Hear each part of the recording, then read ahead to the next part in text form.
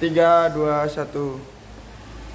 Assalamualaikum warahmatullahi wabarakatuh. Waalaikumsalam warahmatullahi wabarakatuh. Salam sejahtera buat kita semua. Semoga kita semua selalu berada dalam lindungan Allah Subhanahu wa taala. Amin. Alhamdulillah, kita masih bisa berkumpul di ruang kelas ini untuk ada sosialisasi tentang perencanaan berbasis proyek melalui Ombel Langkah Pintar. Karena di Selatan 7 ini nama ombelnya Langkah Pintar. Ini temanya yaitu 1 juara, yang berarti Sukatani 7 sehat jiwa dan raga. Ini masih berhubungan dengan gerakan sekolah sehat yang masih kita jalani sampai nanti. Dan ini lebih dikhususkan ke dalam permainan tradisional. Oke, latar belakangnya dalam program 1 juara itu adalah permainan tradisional ini adalah kebudayaan Indonesia yang sering dimainkan oleh anak-anak. Nah, ini adalah merupakan salah satu bagian dari kearifan lokal masyarakat yang di dalamnya terdapat nilai-nilai budaya. Sekolah juga dapat memberikan pengalaman akan keberagaman dan melestarikan kebudayaan lokal agar tidak punah. Dan kemudian diikuti dengan refleksi pada tahapannya akan membentuk masukan dan pengalaman positif dan keberagaman itu sendiri yang akan menghasilkan peserta didik yang mampu mengolah perbedaan secara konstruktif, beradaptasi dengan baik, membangun sinergi atas perbedaan sehingga sekolah dapat mendorong peserta didik lebih mudah dan siap bagian dari masyarakat global. Intinya, latar belakang program 1 juara ini adalah satu, kita bisa melestarikan budaya lokal.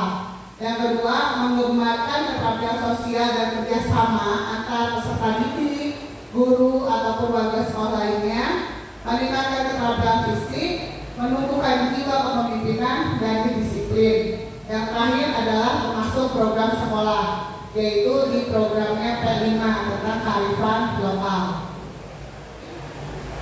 Nah, capaian, langkah dan hasil yang akan diharapkan pada program 1 juara ini yaitu yang pertama, menumbuhkan rasa percaya diri kepada peserta didik. Langkah-langkahnya kita akan murid diberikan kebebasan untuk berkreasi dengan melakukan aktivitas fisik sesuai dengan perannya. Dan hasil yang diharapkan tercapai profil Pancasila yang memiliki karakter mandiri, terampil, gotong royong, kerjasama. Yang kedua, menciptakan budaya positif dalam kehidupan sehari-hari. Siswa mampu memahami pentingnya mengenal budaya melalui ragam permainan tradisional. Dengan langkah-langkahnya kita melakukan kegiatan literasi, pengenalan asal-usul permainan tradisional, serta mempraktikkan permainan tradisional tersebut. Hasil yang diharapkan, peserta didik mampu dalam pengetahuan permainan tradisional, serta menerapkan budaya positif, sehat jasmani, sehat jiwa, dan merasa senang dalam berolahraga. Yang terakhir, itu meningkatkan kesadaran murid akan pentingnya melestarikan budaya untuk menambah wawasan dan ilmu pengetahuan dan pentingnya mengenal permainan tradisional. Langkah-langkahnya memberikan kesempatan kepada peserta didik untuk melakukan literasi baik dalam bentuk bacaan, video, dan melakukan permainan tradisional tersebut. Dan capaiannya, siswa mampu memahami dan memaknai pentingnya pelestarian budaya sebagai ciri dari sebuah bangsa yang bernalar kritis. Nah, Bapak Ibu Guru, ini rencana program kegiatannya yang telah saya buat dan saya ajukan, yang sudah dibicarakan kepada Ibu Kepala Sekolah dan Ketua Tim P5 SDN Sukatani 7. Ini programnya akan dilaksanakan pada semester 2 sekitar bulan Januari, dan ini dilakukan selama 6 minggu. Itu tidak setiap hari, tapi dilakukan setiap hari Jumat di setiap minggunya. Ini 2 jam pelajaran, berarti selama 70 menit, atau disesuaikan dengan kelasnya masing-masing setiap fase. Nah, yang pertama itu minggu pertama pastinya kita pengenalan. Itu rencananya tanggal 10 Januari tahun 2025. Aktivitas anak-anak itu adalah pengenalan permainan tradisional dan membuat mind map. Jadi nanti kita kasih sejarah permainan tradisional seperti apa, terus jenis-jenis permainan tradisional seperti apa, dan nanti kita akan buat di karton apa yang sudah mereka ketahui tentang permainan tradisional. Dan di sini PJ-nya adalah tim P5 dan guru kelas. Pastinya guru kelas sangat penting ya dalam membantu dalam kegiatan tersebut. Yang kedua itu tentang kontekstualnya, itu dilakukan di minggu kedua, ketiga dan keempat. Itu tanggal 17, 24 dan tanggal 31 Januari. Pada minggu kedua, ini anak-anak turun ke lapangan itu dengan mempraktikkan permainan tradisional. Tapi kan kalau dalam satu waktu di hari Jumat itu kan tidak mungkin. Nah, di sini akan dikembalikan ke guru PJOK.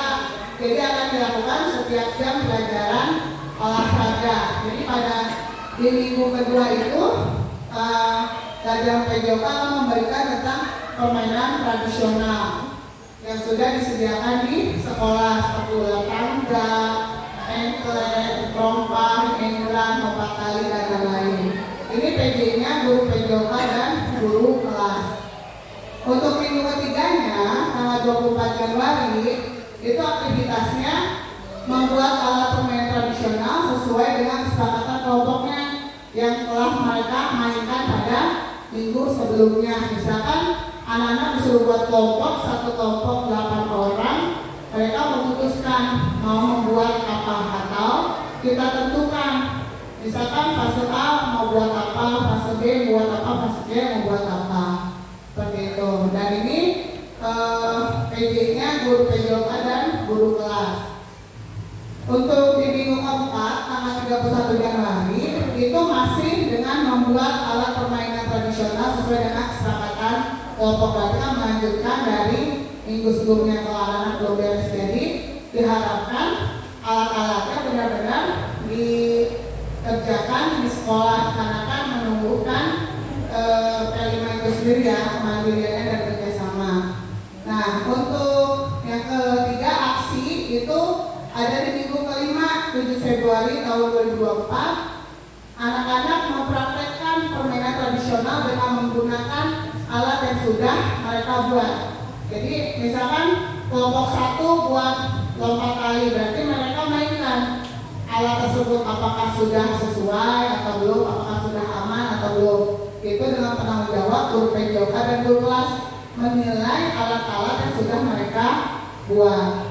Dan terakhir di minggu ke-6 merefleksi dan tindak lanjut, itu tanggal 14 Februari untuk mengetahui kelebihan dan kekurangan dari segi alat, sumber daya manusia dan cara memainkan permainan tradisional. Ini PJ-nya guru PJOK dan guru kelas. Untuk lembarnya nanti ada. Nah, di sini struktur programnya itu adalah proyek 7 juara dengan target fase C yaitu kelas 5 dan 6. Nanti untuk fase A itu akan sama Bu Tias, fase B saya dan Bu Tias.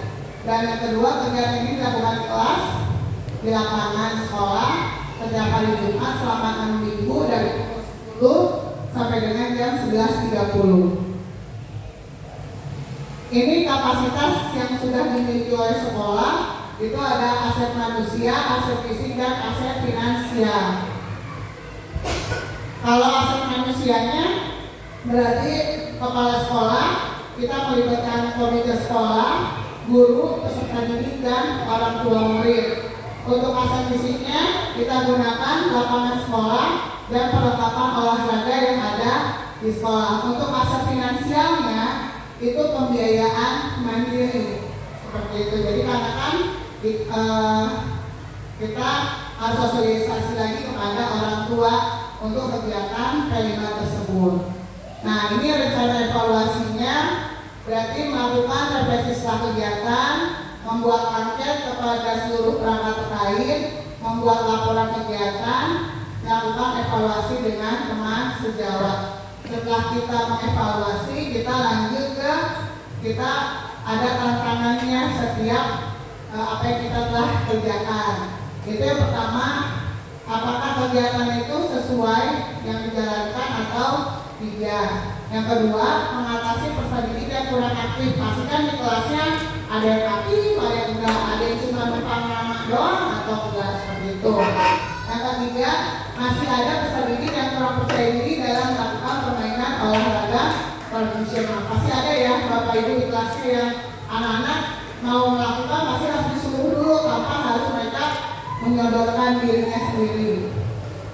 Lanjut. Nah, solusinya ini rencana solusinya yang pertama, kita harus saling support dari seluruh warga sekolah dengan membuat kesepakatan dan pembagian tugas yang sesuai. Berarti nanti guru kelas yang membagikan kelompoknya dia di 1.000 itu sesuai. Jadi tidak yang pintar-pintar semua. Jadi harus campur, jadi berbeda-beda. Yang kedua, membuat variasi pembelajaran yang kreatif dan inovatif yang berpusat pada peserta didik, karena kurikulum merdeka ini udah diferensiasi. Yang ketiga, membuat kesepakatan dan peran yang jelas kepada peserta didik agar melaksanakan sesuai dengan perannya. Berarti dibagi-bagi nanti paling cara bermainnya seperti apa, cara membuat alatnya seperti apa. Nah, itu aja Bapak Ibu guru yang telah saya sampaikan. Mungkin ada yang mau bertanya atau yang kurang jelas, dipersilakan. Oke, baik Bu Sumi. Ya, terima kasih untuk Bu Yulia. Berdasarkan pemaparan yang telah disampaikan tadi untuk kegiatan-kegiatan permainan tradisionalnya itu, apakah setiap fasenya itu menggunakan alatnya itu sama atau tidak? Hanya itu pertanyaannya. Terima kasih. Baik, terima kasih Bu Sumi. Tadi yang saya paparkan, nanti kan saya dibagi dua sama Bu Tias ya, fase A, B, dan C. Untuk fase A, nanti kan lebih ke Bu Tias, apakah mau sama atau tidak. Untuk fase B kan saya pasti bekerja sama Bu Tias, nanti bagi-bagi, dan fase C sama saya. Tapi rencananya untuk fase C itu adalah engram dan trompa. Seperti itu. Untuk fase A itu lompat tali, karet, seperti itu untuk fase A. Untuk kelas 3 dan 4 nanti bisa hard itu ya, sumpitan, seperti itu. Nah, ada target kita lempar, seperti itu. Paling itu Bu Sumi untuk fase A, B, dan C. Itu aja. Ada lagi Bapak Ibu?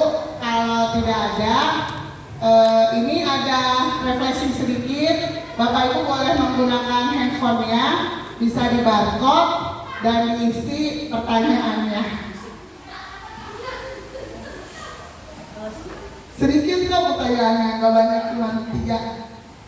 Jelas nggak?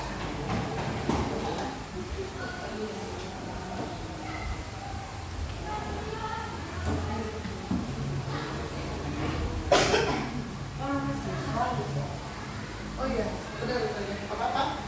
Nama lengkap. Ya, kita jadi siswa.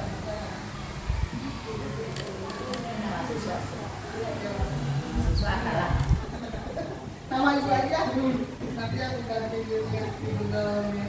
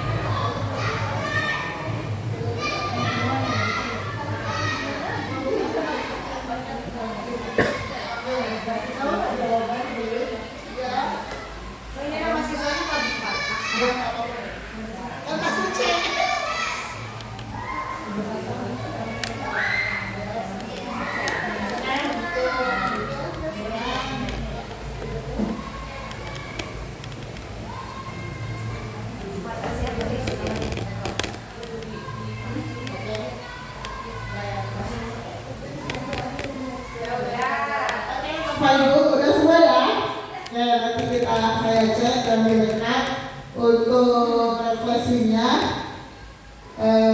Oke, itu aja dari saya. Semoga sosialisasi program ini berjalan di pada semester 2. Setelah dari guru itu saya akan coba untuk ke komite dan komnas untuk sosialisasi. Itu aja. Terima kasih banyak. Wassalamualaikum warahmatullahi wabarakatuh.